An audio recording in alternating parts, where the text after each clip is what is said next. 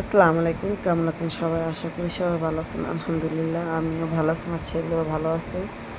আমার ছেলের জন্য খিচুড়ি রান্না করতেছি দেশি মুরগি দিয়ে। সন্ধ্যাবেলা আর একটা মুরগি জবাই দিলাম, তাই এটা দিয়ে রান্না করে দিতেছি। আর সবজি দিছি এখানে গাজর, ধুন্দুল, আলু, মটরশুঁটি, বটবুটি আর মসুরি ডাল, মুগ ডাল আর চাল চাউল, এগুলো মিশিয়ে আমি হলুদ দিব, এখন লবণ দিব, একটু পরিমাণ মতো হলুদের পরিমাণ মতো দিব, যেহেতু বাচ্চা ছোট।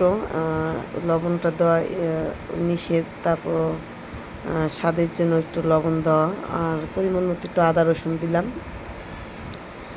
আর একটা দারচিনি আর এলাচ দিলাম, দিয়ে চুলার মধ্যে বসাই দিলাম তেল দিয়ে। আমি এটা একবারে মাখায় তারপর পানি দিয়ে রান্না করব, একবারে বসায় দিব আর কি। আর বাগার দিব না, অনেকে বাগার দেয়, কিন্তু আমি দিব না, একবারই বসাবো। আর এই তো পানি দিলাম।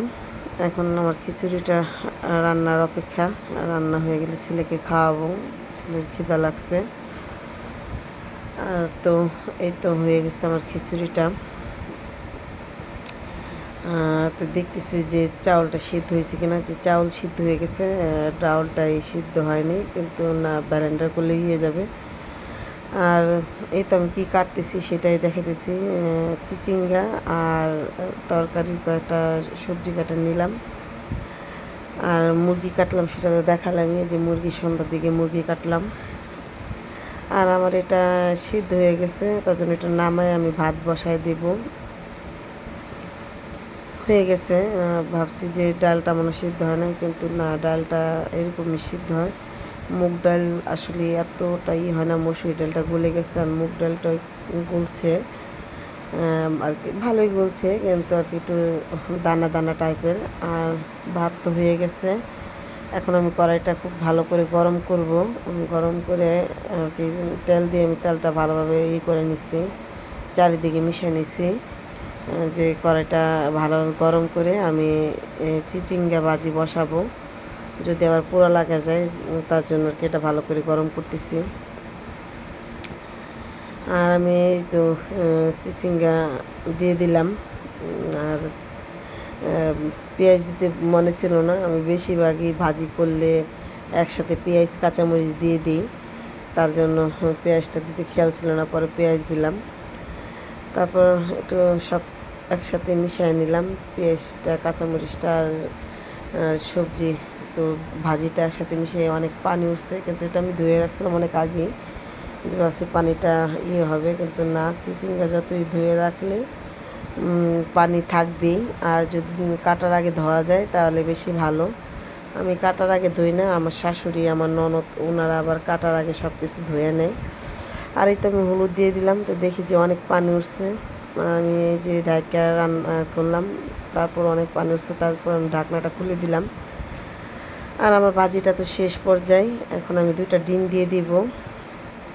এই ভাজিটা ডিম দিয়ে ভাজি করলেই বেশি ভালো লাগে, আর আমি কখনো খাইনি, তারপর বলতেছি। আর এই তো আমি 2টা ডিম দিয়ে দিছি তেলের মধ্যে। এটার মধ্যে অনেক তেল হয়ে গেছিলো, আমি রান্না করতে যে বেশি তেলই দিয়ে দিই। আর এই তো আমার ভাজিটা কমপ্লিট।